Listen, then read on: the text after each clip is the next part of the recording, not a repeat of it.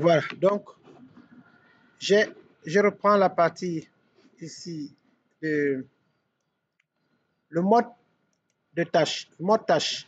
Donc, le mode tâche, il y a le mode planification manuelle, il y a planification automatique. Donc, lorsque les tâches sont manuelles, comme ici tout à l'heure, avec des points d'interrogation et trombones, vous devez sélectionner toutes les tâches et choisir planification automatique. Une fois la planification automatique faite, les dates seront générées automatiquement. La suite, on regarde le sujet. Alors, il y a la dépendance entre les tâches. Mais avant les dépendances entre tâches, on vérifie est-ce que le projet a été bien initialisé. Projet, information sur le projet. Pour la date de démarrage, c'est bien ça. Nous avons dit le 20 novembre.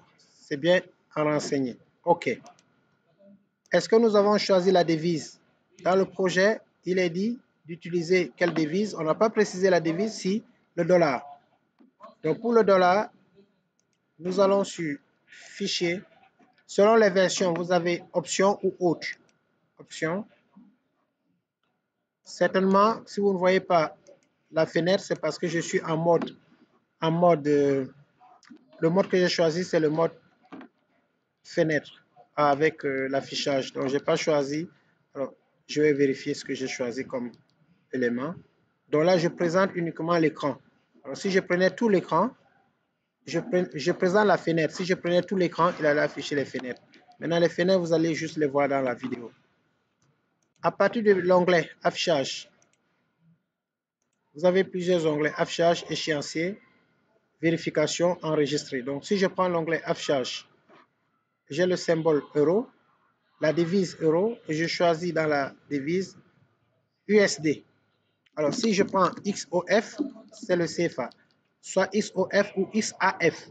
Donc, XOF, Afrique de l'Ouest, le CFA, XAF, Afrique centrale, le CFA. Le dollar, c'est USD.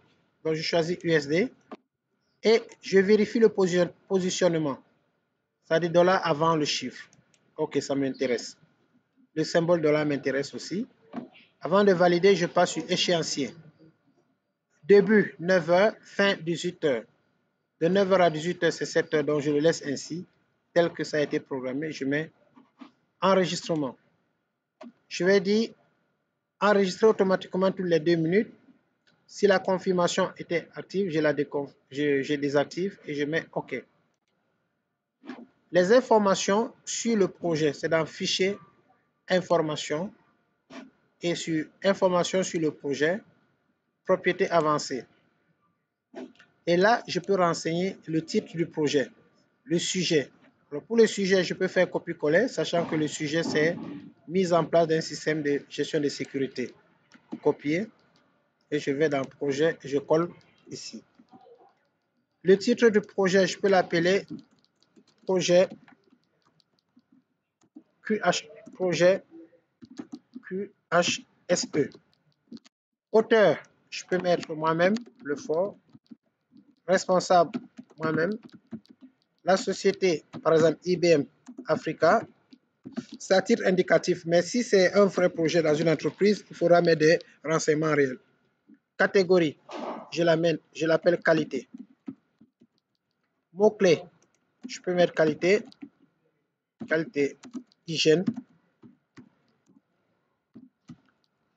sécurité, environnement.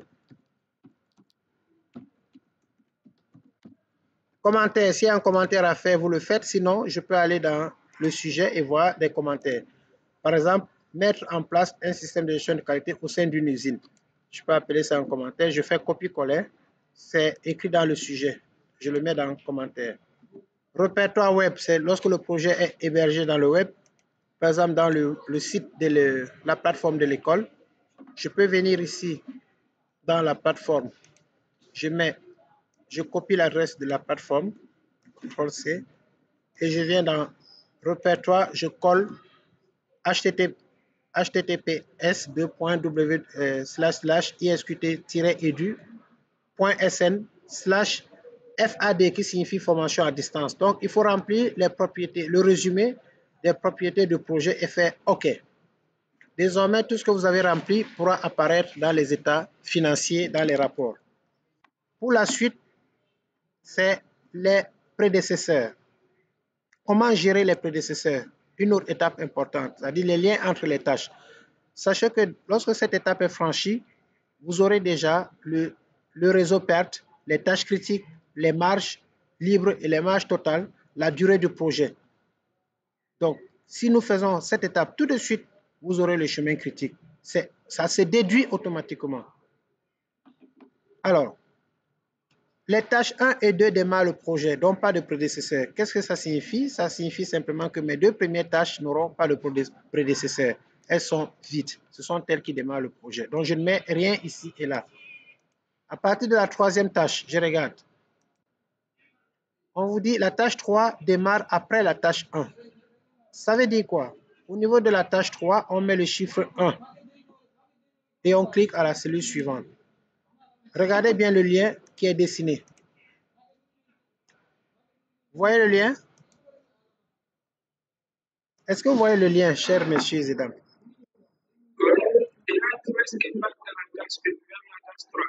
Voilà. Le lien est décidé. Donc là, excusez-moi, le lien est décidé qui montre qu'il y a un lien entre 1 et 3. Maintenant, on lit le sujet. La tâche 4 démarre après la tâche 2.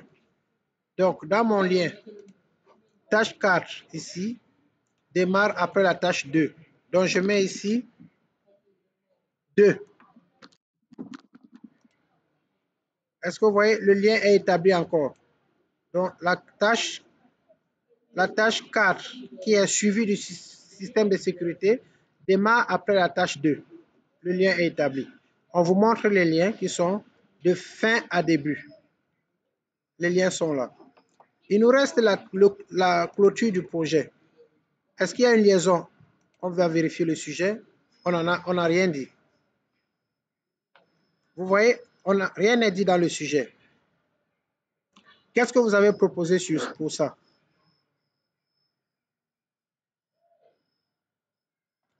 Allô? Vous voyez que la clôture du projet n'a pas de lien. Donc, il y a un problème dans ce projet. C'est une tâche qui est isolée. Elle est là. Et si elle est isolée, on ne peut pas avoir de chemin critique. Donc, il faut mettre le lien avec la tâche clôture du projet. À mon avis, pour clôturer le projet, il faut avoir fini le suivi du système de sécurité. Donc, ça dit pour avoir clôture du projet, il faut qu'il y ait la tâche 4 ici. La tâche 5, qui est clôture du projet, ne peut se faire qu'à l'achèvement de la tâche 4. Donc, il faut ajouter la tâche 4 ici. Et je mets ceci. Voilà, c'est terminé. Inauguration étant un jalon, il n'est pas obligatoire de faire le lien avec le jalon. Ce n'est pas obligé. Le jalon n'est pas obligatoire à faire une liaison. Donc, voilà un peu mon projet. Et vous voyez le Gantt qui est dessiné ici qui nous montre la liaison entre les tâches. Aucune tâche n'est isolée. Donc, je réduis un peu. Voilà ce qu'on vous demande. Donc, au niveau de la colonne prédécesseur, ce sont des chiffres. S'il y a deux prédécesseurs, vous les séparez par des points-virgules. Donc, notez bien, ça peut arriver dans un projet qui est deux prédécesseurs. Au cas où il y a deux prédécesseurs, vous devez les séparer par des points-virgules. Si c'est clair, on va afficher maintenant le diagramme de le réseau perte, les tâches critiques et savoir quelle est la durée de ce projet. Donc, voilà le projet terminé. Pour savoir la durée du projet, on va afficher la tâche récapitulative de ce projet. Pour l'afficher, nous allons sur le menu Format. Affichage, Format. Dans Format, vous cochez tâche récapitulative du projet à droite complètement. Alors, est-ce que tout le monde a le même jour? Chez moi, le projet fait 9 jours. Je vous rappelle que ce n'est pas la somme des durées, mais il va faire cette durée en fonction des calculs algorithmiques qui sont faits par projet. Vérifiez, est-ce que vous avez 9 jours aussi, comme moi? Oulimata, est-ce que vous avez 9 jours?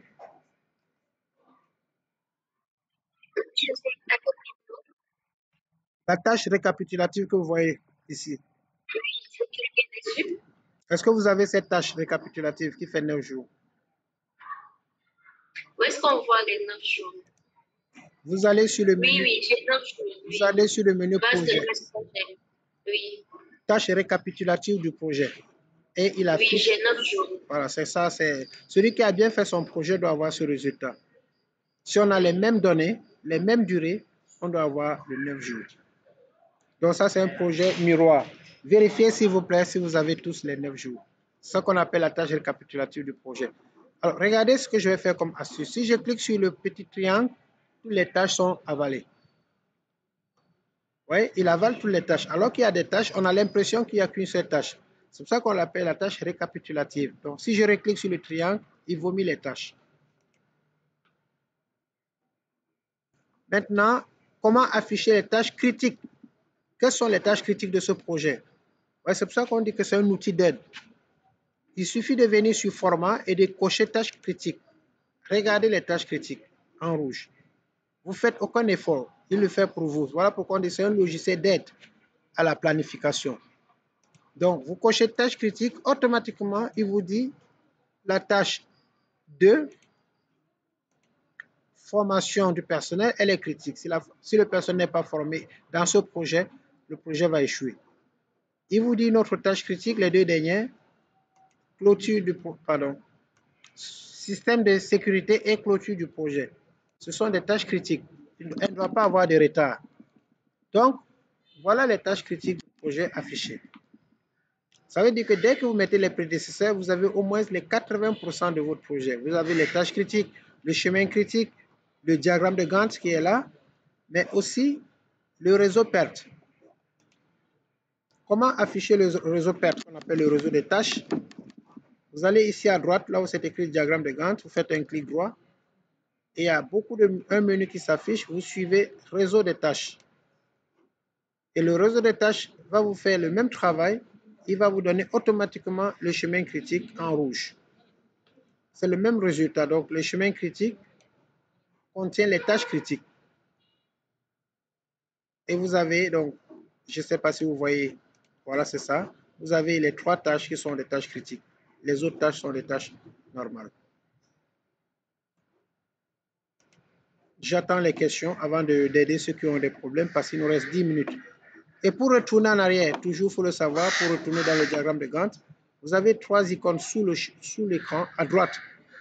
À côté de l'horloge, vous avez une icône qui parle du diagramme de Gantt, une icône qui parle des tâches, une icône planificateur d'équipe et une icône tableau de ressources.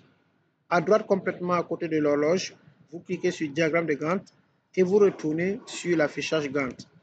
On se perd très souvent en projet pour retourner sur l'affichage Gantt. Donc ce petit projet, c'était les amuse-bouches pour montrer d'abord comment faire la saisie. Oui. Comment vous avez affiché le réseau de... Le réseau perte.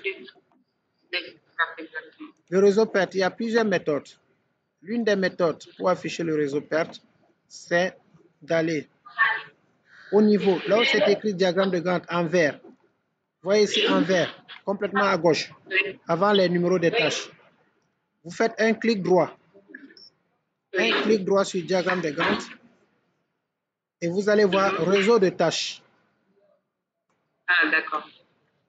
Maintenant, pour retourner, vous faites la même chose. Un clic droit toujours et vous aurez diagramme de Gantt.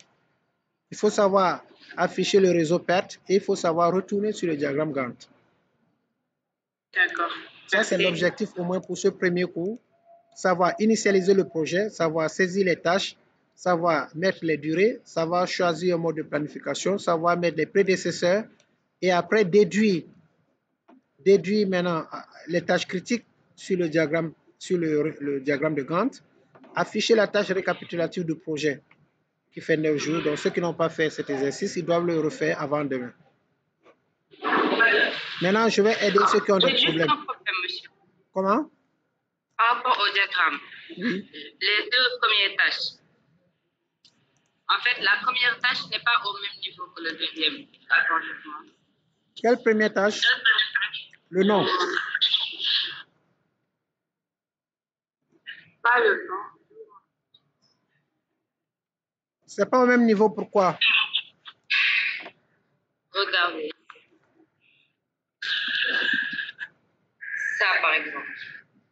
Un instant, je Je vais épingler votre écran pour mieux voir. Oui. Les deux diagrammes, par exemple le premier et le deuxième. Normalement, ça doit être au même niveau comme le vôtre. Bon, ça dépend des durées. Faites-moi vos durées. Vos durées et vos liaisons surtout. Il y a 2 jours et 3 jours. Il y a? Est-ce que vous avez... Ah oui, je vois 9 jours. Vous avez les mêmes durées que moi. Mais au niveau des prédécesseurs, regardez les prédécesseurs. Vous avez 1, 2 et 4. Oui. Est-ce que votre projet démarre le 20? Il y a tout ça à vérifier. La date de début de votre projet, c'est quoi? Le 20-11. Non, pas ici, pas là. Allez sur fichier.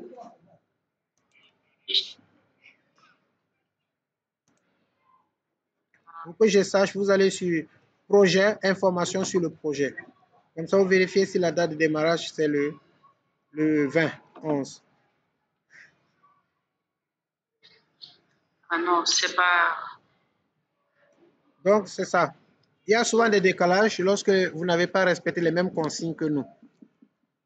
Donc, essayez de respecter les mêmes consignes. Vous pouvez reprendre le projet, hein, mais vous respectez tout ce qu'on a dit. Merci. Bien. Alors, donc, travail à faire, demander pour demain. Reprendre ce qu'on a fait, c'est une répétition pour que vous puissiez avoir exactement comme l'écran qui est là affiché. D'ailleurs, vous avez cet écran dans le sujet. Dans le sujet à la page 2, je crois que j'ai mis une proposition de solution. Donc, reprendre cela en respectant tout ce qu'on a fait aujourd'hui, c'est-à-dire l'initialisation du projet, la date de démarrage, le mode de planification automatique, la liaison entre les tâches, la notion de prédécesseur. Le sujet n'étant pas complet, alors j'ai ajouté ici, la tâche 5 démarre après la tâche 4. Donc, il y a une contrainte à ajouter. Dans le sujet, on va le compléter. Nous avons vu aussi comment on affiche le diagramme, le réseau perte. Nous avons vu comment on ajoute les tâches critiques. Voilà tout pour aujourd'hui. Voilà, donc je vais aider ceux qui n'arrivent pas à se connecter pour les quelques minutes qui restent. Sinon, le projet qu'on doit faire demain, après la correction de la révision d'aujourd'hui, c'est ce que vous avez téléchargé. Ce qui s'appelle Atelier du 9 et du 10. C'est-à-dire qu'on doit le commencer aujourd'hui. Vous deviez le commencer aujourd'hui, Atelier du 9 et 10. Donc ici, Atelier du 9 et 10 novembre. Ce que je vous demande de faire pour cet atelier qui est très sophistiqué, c'est d'aller lire les règles, le travail à faire d'abord. Vous créez le projet qui s'appelle projet usine QHSE. Vous l'initialisez à la date du 18 novembre. Vous choisissez la devise, le franc CFA. Les horaires de travail sont indiqués de 9h à 14h et on a donné quelques contraintes qu'on va voir demain. Vous configurez les paramètres, calendrier, échéancier, affichage. Vous saisissez les tâches. Alors, conseil, pour les tâches, attention, il y a certaines tâches qui n'auront pas de durée. Donc, il faudra les saisir telles qu'elles sont. Par exemple, étude et diagnostic initial, il n'y a pas de durée. Collecte de données et analyse du site, il n'y a pas de durée. Maintenant, les sous-tâches ont des durées. Et nous allons voir demain comment donner une durée de la tâche récapitulative. Le projet va la calculer en fonction des relations entre les tâches et en fonction des durées des tâches subordonnées. Maintenant, je vous conseille si vous pouvez saisir déjà toutes les tâches qui sont là, toutes les tâches principales et les sous-tâches, on va gagner du temps. Donc, c'est le travail que vous devez faire peut-être maintenant ou bien demain avant le cours. C'est pour gagner du temps, mais si vous attendez demain, je pense qu'on ira à pas de fourmis. Parce qu'on doit finir ce projet-là, celui-ci et celui qu'on a entamé. S'il n'y a pas de questions, je vais me connecter sur la machine de Gallo. Gallo, je peux avoir... Vous pouvez accepter ma connexion? D'accord. Bon, les autres aussi, je peux travailler bénévolement, mais l'heure est terminée presque. Donc, je vais déjà arrêter l'enregistrement.